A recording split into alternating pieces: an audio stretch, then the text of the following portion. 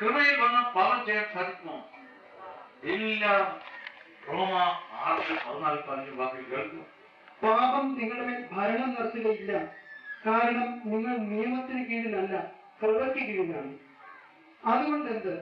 നാം നിയമത്തിന് കീഴ്പ്പെട്ടവരല്ല, കൃപയ്ക്ക് കീഴ്പ്പെട്ടവരാണ് എന്നതുകൊണ്ട് നമുക്ക് പാപം ചെയ്യാമോ? ഒരിക്കലും പാടില്ല. ഒരിക്കലും പാടില്ല. പാപം ചെയ്യുന്നവർ ആരെങ്കിലും ഈശ്വരൻ അറിഞ്ഞിട്ടുണ്ടോ? ഇല്ല. നാം നേരത്തെ പാപം ചെയ്തിരുന്നതുകൊണ്ടാണ് ഈശ്വരൻ അറിഞ്ഞത്. അല്ലെങ്കിൽ അറിയും. ഏറ്റവും കൂടുതൽ പാപം ചെയ്തവന് ദൈവം ഏറ്റവും കൂടുതൽ കൃപ കൊടുക്കും. റോമ 5:20. അപ്പൊ കൂടുതൽ കൃപ കിട്ടാൻ എടുക്കുന്ന ദൈവത്താമോ ഏറ്റവും കൂടുതൽ പാപം ചെയ്തത്? അവർക്ക് കൂടുതൽ കൊടുക്കും, അവർക്ക് ഇതിലും വരും. ഇതാണ് ദൈവരാജ്യം. അതുകൊണ്ടാണ് വിശുദ്ധ പൗലോസ് പറയുന്നത് റോമ 11:30-32 ഭാവിയിലാണ് ദൈവത്തിന്റെ സ്നേഹം. എന്തോ ആണ് സങ്കീർത്തനം 32:51 തന്നിരിക്കുന്നത്. ആ സങ്കീർത്തനം 32:1-6 വേണമെന്ന് കേൾക്കുക, വായിച്ചു എല്ലാവരും ശ്രദ്ധിച്ചിരിക്കുക. ചിലർക്ക് വേഗം ഉറങ്ങാം വനം കേട്ടാൽ. അങ്ങനെയുണ്ട്. വനം കേട്ടാൽ ഉറങ്ങും വേഗം. അതിക്രമങ്ങൾക്ക് മാപ്പും പാപങ്ങൾക്ക് മോചനവും ലഭിച്ചവൻ ഭാഗ്യവാൻ. കർത്താവ് കുറ്റം ചുമത്താത്തവനും ഹൃദയത്തിൽ വഞ്ചനയില്ലാത്തവനും ഭാഗ്യവാൻ. ഞാൻ പാപങ്ങൾ ഏറ്റുപറയാതിരുന്നപ്പോൾ ദിവസം മുഴുവൻ കരഞ്ഞ് എന്റെ ശരീരം ക്ഷയിച്ചു പോയി. പാപം ഏറ്റു പറയുമ്പോഴാണ് എവിടെ ചെന്ന് ആലോചിച്ചത്, എനിക്കൊരു പാപവും പിന്നെ എവിടെ നിന്നാണ് കർത്താവ് കൃപ കൊടുക്കുന്നത്? ഒറ്റാളും പറയുക എവിടെ ചെന്നാൽ പാവയില്ലെന്ന് അങ്ങേറ്റമോ ഇങ്ങേറ്റമോ ഒരാളും പറയില്ല. ഈ പൗലോസും പത്രോസും സകലർക്കും കിട്ടിയതുകൊണ്ടാണ് എല്ലാം ഏറ്റുപറഞ്ഞ കർത്താവേ ഞാൻ ഏറ്റവും വലിയ ഭാവിയാണ്. ലൂക്ക 5:7 പത്രോസ് പറഞ്ഞു, 1 തിമോത്തി 1:12 പൗലോസ് പറഞ്ഞു. ഇത് തന്നെയാണ് നാം ഏറ്റു പറയുമ്പോഴാണ്. 1 യോഹന്നാൻ 1:5-10 കേൾക്കുക. പാപമില്ലെന്ന് പറയുന്നത് വ്യാജം പറയുന്നു, അവൻ കപടനാണ്. പാപം ഏറ്റു പറയുമ്പോഴാണ് ദൈവം നമ്മളോട് കരുണ കാണിക്കുന്നത്. സുഭാഷിതങ്ങൾ 28:13 ദൈവം എല്ലാം തരുന്നത് പാപം ഏറ്റു പറയുമ്പോഴാണ്. അതുകൊണ്ടാണ് വചനം കേട്ട് വരുമ്പോഴാണ് മനസ്സാന്തരം. ഈ വചനം കേൾക്കാത്തവർ ആരും ഈശ്വരൻ വരില്ല, ജീവിക്കാനും പോകുന്നില്ല. ലോകത്തിന് മുമ്പിൽ വലിയവരായിരിക്കും, വലിയ മതത്തിലൊക്കെ പണം കൊടുത്തിരിക്കും. പക്ഷെ ഈശ്വര മുമ്പിലെല്ലാം റോമ 4:2 അബ്രഹാം പ്രവൃത്തികളാലാണ് നീതീകരിക്കപ്പെട്ടതെങ്കിൽ അവന് അഭിമാനത്തിന് വകയുണ്ട്, പക്ഷെ ദൈവസന്നിധിയിൽ അല്ലെന്ന് മാത്രം. അപ്പൊ വാചനം കേട്ട് വരുമ്പോഴാണ് ഭാവബോധം ഉണ്ടാകുന്നത്. നമുക്ക് പശ്ചാത്തലം ആദ്യം നമുക്ക് കിട്ടുന്നത് ദൈവസ്നേഹം കിട്ടുന്നത്. പ്രയാസങ്ങളെല്ലാം പോകും വചനം കേട്ട്. ഭയമുള്ളവര് ഈശ്വരൊക്കെ വന്നിട്ടില്ല, ഭയപ്പെട്ടിരിക്കുന്നുണ്ട്. ഭയമുള്ളവർ പലരുണ്ടല്ലോ. ഭയം എന്താണ്? പാപമുള്ളതെന്നാണ്. പാവം വിട്ടുപോയാൽ ഭയം ഉണ്ടാവുക കണ്ടോ? ഭയം വിട്ടുപോകും. 1 യോഹന്നാൻ 4:18 ഭയം വിട്ടുപോകും. ആ സ്നേഹം വരുമ്പോഴാണ്. അതുകൊണ്ടാണ് പത്രോസ് പറയുന്നത് 1 പത്രോസ് 4:8 സർവോപരി നിങ്ങൾക്ക് ഗാഢമായ പരസ്പര സ്നേഹം ഉണ്ടായിരിക്കട്ടെ, കാരണം സ്നേഹം നിരവധി പാപങ്ങളെ മറയ്ക്കുന്നു. സ്നേഹം വന്നു വരുമ്പോ പാപങ്ങളെല്ലാം അവസാനിച്ചു പോകും. അതാണ് പുതിയ സൃഷ്ടി എന്ന് പറയുന്നത്. 2 Corinthians 5:17 പുതിയ സൃഷ്ടി. യെശയ്യാ പ്രവാചകൻ 65:17-25 വാക്യത്തിലാണ് പുതിയ സൃഷ്ടികളായി വരുന്ന യെശയ്യാ 11:1-9 വാക്യത്തിലാണ് പുതിയ സൃഷ്ടി. അവിടെയാണ് നമ്മൾ പറയുന്ന അമ്മായിമ്മ മരുമകളും കൂടി ഒരു കട്ടിലേക്ക് പോകുന്നത്.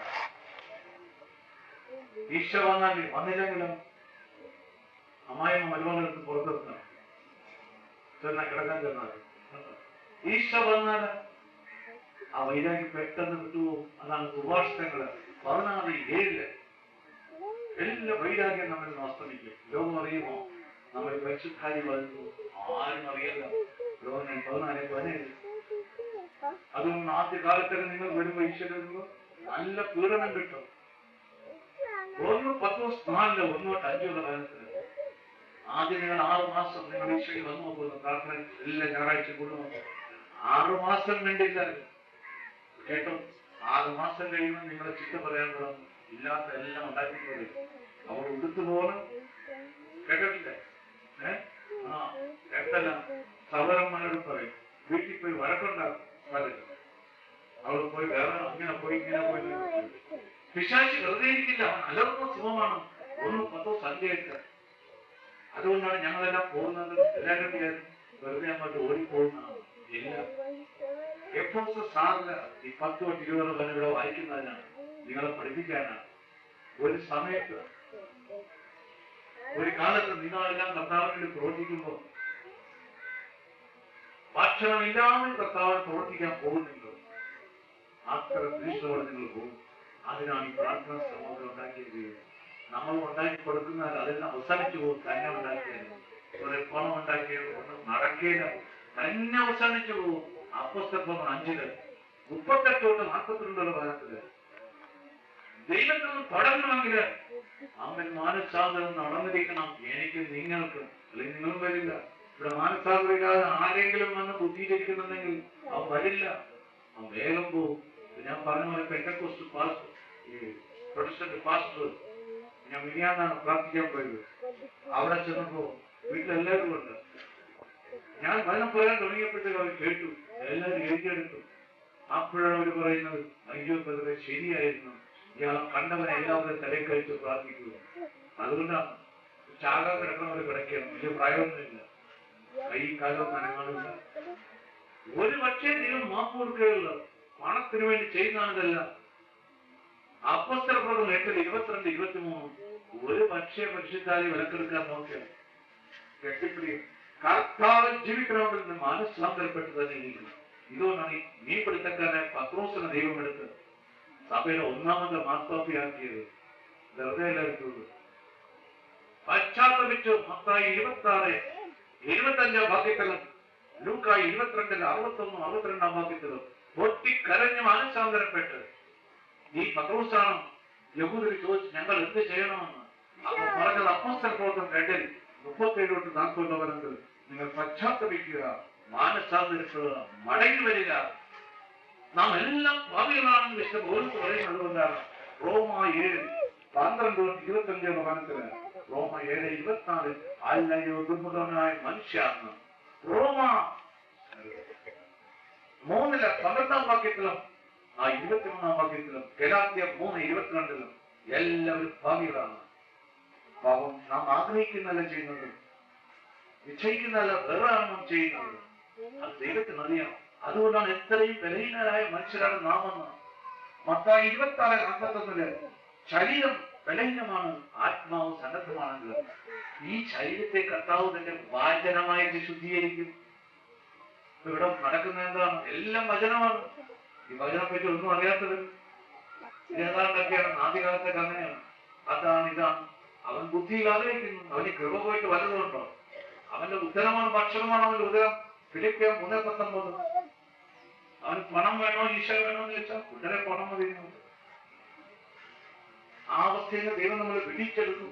ദൈവത്തിന് ഉപയോഗിക്കാനുള്ളവരെല്ലാവരും. അതിനാണ് ഈ പ്രാർത്ഥന ഇങ്ങനെ ശക്തിപ്പെടുത്തി കൊണ്ടുവരുന്നത്. അവർ എന്നെ പരിഹരിച്ചു, എന്റെ നിയമം പാലിച്ചില്ല. നിങ്ങളുടെ പ്രവൃത്തികൾ നിങ്ങളുടെ പിതാക്കന്മാരുടേതിനേക്കാൾ ചീത്തയാണ്. നിങ്ങൾ താങ്കളുടെ കഠിന ഹൃദയത്തിന്റെ ദുഷ്ടമായ ഇംഗിതങ്ങളെ പിഞ്ചെല്ലുന്നു. എന്നെ അനുസരിക്കാൻ നിങ്ങൾക്ക് മനസ്സില്ല. അതുകൊണ്ട് ഞാൻ നിങ്ങളെ ഈ ദേശത്ത് നിന്ന് നിങ്ങളോ നിങ്ങളുടെ പിതാക്കന്മാരോ കേട്ടിട്ടില്ലാത്ത ഒരു ദേശത്തേക്ക് വലിച്ചെറിയും. അവിടെ നിങ്ങൾ അന്യദേവന്മാരെ രാവും പകലും സേവിക്കും. ഞാൻ നിങ്ങളോട് കൃപ കാണിക്കുകയില്ല. ഞാൻ നിങ്ങളോട് കൃപ കാണിക്കുകയില്ല. അപ്പം പോയിട്ടുണ്ട് മന്ത്രവാദത്തിനും അതിന് അതിന്റെ അപ്പുറത്ത് പോയിട്ടുണ്ട് നിങ്ങൾ. എന്നിട്ട് ഒന്നുമില്ലെന്നാ പറയണം. ഞാൻ നല്ല ആളാണെന്ന്. ഇതാണ് സംഭവിക്കുന്നത്. അതുകൊണ്ടാണ് കർത്താവ് ആർക്കും കൊടുക്കാത്തത്. റോമ 10:1-4 വരെ വനത്തില് പലർക്കും ഈശ്വരങ്ങളുണ്ട്. പക്ഷെ ശരിയായ അറിവിന്റെ അടിസ്ഥാനത്തിലല്ല.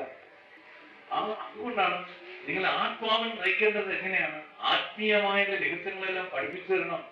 1 കൊറിന്തോസ് 2:13-14-15 വാക്യം പറയുക വായിക്കുക. ആത്മീയ രഹസ്യങ്ങള് തന്നിമിത്തം ഞങ്ങൾ ഭൗതിക വിജ്ഞാനത്തിന്റെ വാക്കുകളിൽ പ്രസംഗിക്കുകയല്ല. ഭൗതിക വിജ്ഞാനം ഈ ലോകത്തിന്റെ വിജ്ഞാനമല്ല, പഠിച്ച സൈന്റിസ്റ്റിന്റെ വിജ്ഞാനമല്ല. ആത്മാവ് ഞങ്ങളെ പഠിപ്പിച്ചതനുസരിച്ച്,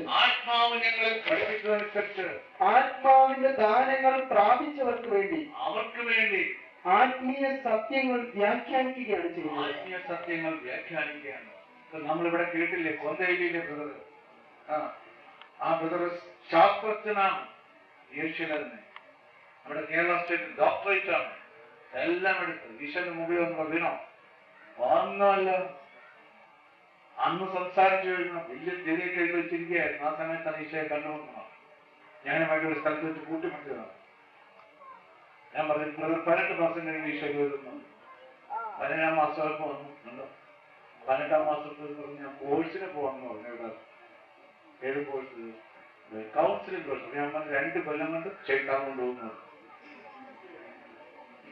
അപ്പൊ പേടിച്ച് വന്നാണ്, അതേ കൊണ്ടുപോയാണ്. അവൻ അലറുന്ന സംഭവമാണ്. നിങ്ങൾ ആരെങ്കിലും ഒരു പ്രാർത്ഥനയുടെ പുറകെ നോക്കും, നടന്നു നോക്കും, നിങ്ങൾ എവിടെ ചെന്ന് എത്തും. അതാണ് ഞാൻ ആ പാസ്റ്ററിന്റെ കാര്യം പറഞ്ഞു, നിലത്ത് കിടക്കുന്നത് അനങ്ങാൻ പാടില്ല, തിന്നാനും പാടില്ല, കുടുംബം നശിച്ചിരിക്കണം. ചോദിച്ചു ഒന്നുമില്ല, കുടുംബത്തിൽ എല്ലാം അവസാനിച്ചുകൊണ്ടിരിക്കും. കൈപ്പൊക്കെ പ്രാർത്ഥനയ്ക്ക് പോകുന്നതുകൊണ്ടാണ്.